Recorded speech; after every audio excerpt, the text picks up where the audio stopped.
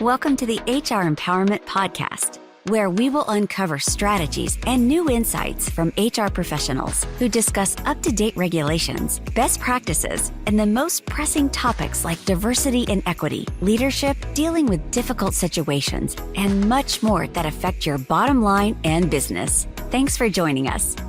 Hey everybody, welcome back to our last session talking about mental health care in the workplace. It's Wendy Sellers, the HR lady, and I am here with JC. Wendy, it's a pleasure to have you back. I got scared in the last episode that you didn't polish up the AOL disk or your dial-up modem crashed. One of the two. It was a Wi-Fi situation, and it was 100% my fault.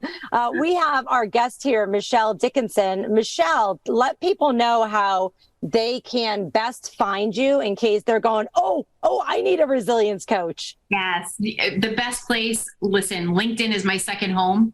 So you want to go to LinkedIn, Michelle E. Dickinson. If you want free tips on resiliency, I'm all over TikTok, Resilience Coach Michelle. So if you want to just grab some nuggets of how to take care of yourself, go there.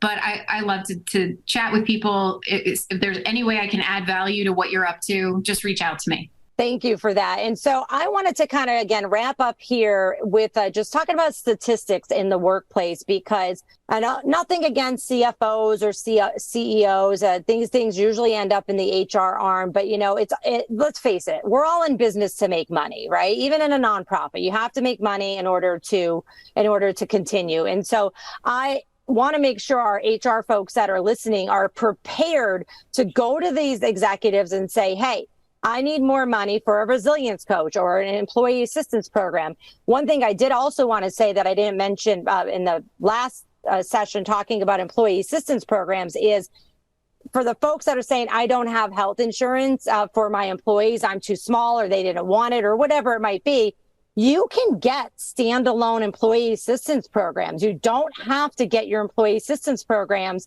only through a health insurance agency.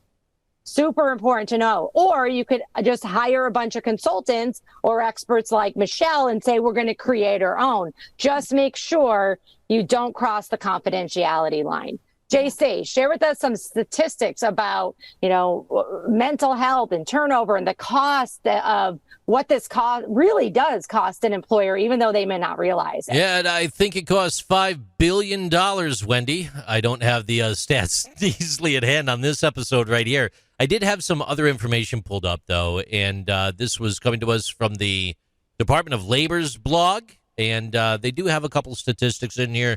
Sorry, I'm late to the prom with this one, my friend, but bear with me. Let me grab that for us. That's okay. Well, one thing I did want to say while you're looking that up is, according to SHRM, in order to replace somebody, so if somebody quit because you didn't take care of their mental health, according to SHRM, the average cost is 6 to 9 months of an employee's salary to replace them. That's a ton of money. So pay your employees less. Yeah. Oh, come on. I'm kidding. Look, according to a 2021 American Psychological Association survey, nearly 3 in 5 employees, that's 59%, reported negative effects of work-related stress in the previous month. And the vast majority, 87%, believe actions from their employer would actually help their mental health. Furthermore, those who are typically tense or stressed at work are more than 3 times more likely to say that they intend to seek employment elsewhere in the next year. Posing challenges for employers looking to retain their valued talent. Stop by if you desire. That is the Department of Labor website. There's a blog written by Taryn Williams, dated March 30th, 2021. Excellent piece, sir. Back to you. Another statistic that I was looking at was on who provided this statistic, Mental Health America. And it was for the Mind the Workplace 2022 report that 4 in 5 employees report that workplace stress affects their relationships with their friends, families, and coworkers. I mean, I think that one's pretty obvious, but if you can make that to 0 in 5 employees, or, someone like me, I strive off of stress, but it's healthy stress.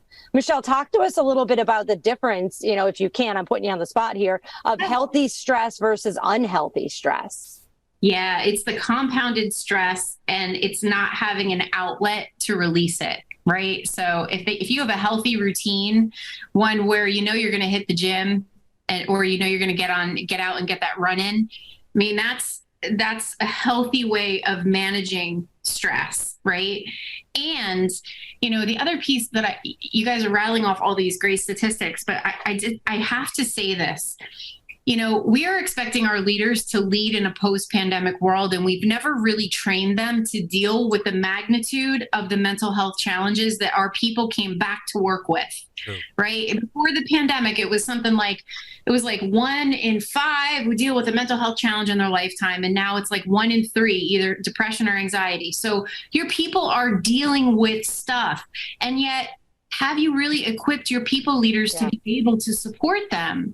And so in the workshops that I do with leaders, it's mind blowing. We have these conversations about fundamentally, what is the leader's relationship to their own mental health? How are they showing up? How are they modeling good mental health hygiene? How are they talking about well-being?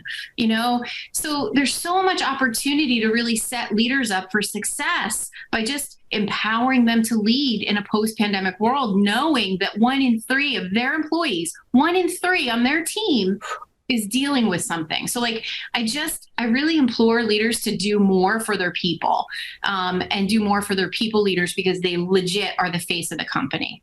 They really are. And, that's something that I do a lot with my business. I train managers, and I had to, completely change everything, and not even post-pandemic. It was as it was going on. And the one thing I could say is that, this is a horrible way to say it, but because of the lack of people, so we don't have enough people to fill jobs. People are willing to quit jobs and walk away for any reason now, even if there's not another job waiting.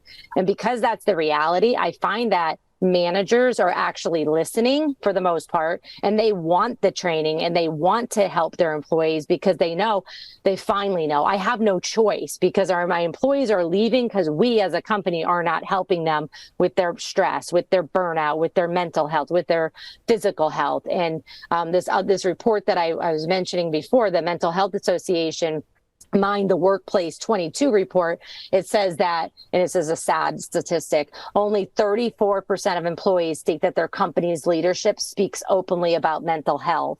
And only 40% of employees agree that their company invests in supporting managers with that. And so, listeners, don't be part of that negative percentage. Say, you know what, we're on it. We're going to start figuring out ways to help our managers to help our employees, and then go back to help the managers who are going to be stressed out about helping the employees. But it's super important. And if you... Oh, and there she goes again. She was on a roll. A little bit of Frozen Wendy right there, and that's quite fine. I'm happy to jump in, because I do have $1 million question for you, Michelle. Okay. When we're thinking about that employer that is in that position where they are looking to retool their defenses, and where they're looking to enhance their skill set and capabilities, or even the employee, doesn't matter who you are, employer, employee, friend, neighbor, coworker. What does protecting our happy mean? What is that, Michelle? I was taking a look at your website. I'm all into this protecting our happy. I want to know more about that, if you could. That's my resilience workshop. So that was my signature resilience workshop I delivered to thousands of people during the pandemic when they were quarantined and in lockdown. And leaders were saying to me, help them build their resilience. So that really is all about, what can I do every day to take control and feel good and preserve my mental health so I don't hit burnout. Now, this is a book, it's a webinar, it's a series, I pick up the phone, I call you. It's a workshop. Protecting Our Happy is a workshop. So the beautiful part about it is it's for employees, but then I was asked to develop a leader program so the leaders could also be very well versed in these strategies, because we want them to model good mental health hygiene for their people. We want them to show up and say, hey, I need to take an hour and go get that run in because I'm strung out. I got a lot going on, and be okay admitting it and be okay talking about their own well-being. Is that it's a multi-day type workshop? It's a one-day type thing? What are you talking? Yeah, it's a one-day it's a 90-minute workshop. And then I do a series for 3 to 6 months where we come back and we dive deeper into some of the tenets that were of most interest to them. I kind of want to protect my happy a little bit. Ladies and gentlemen, that's MichelleEDickinson.com. Make sure you stop by there, check that out. I do believe Wendy Sellers is back from vacation. Wendy, are you here? Yes, I went on a little stress vacation. We could edit this later, just so you know. So what I was saying is train your managers how to help people. And then don't forget to help the managers, because we go and train managers. Michelle, it's kind of what you were just talking about. We train anybody really, but we train managers, we train leaders how to help their employees with their stress and their burnout and their mental health and their physical health. And then we just walk away from the managers. We have to then support the managers, because now we're putting all that burnout and that stress on them. And that what that might mean for the folks that are listening is you might need to have 2 managers instead of 1, or at least 1.5 managers instead of 1, because they're taking on roles that they never took on before. And you can't expect them to be, as productive as before, because they're dealing with people's, interpersonal challenges and mental health as well. So train your managers. You can contact me, the HR lady, to do that. You can contact Michelle to do that. Maybe we need to do one together. We need to think about that. With that said, thank you everybody for attending. We look forward to giving you more facts, and I foresee another podcast on this topic without me cutting in and out in the near future. Take care, everybody. Thank you for joining the HR Empowerment Podcast, brought to you by Aurora Training Advantage. We hope you've gained new insight and strategies to navigate the HR profession. We look forward to you joining us again on the HR Empowerment Podcast.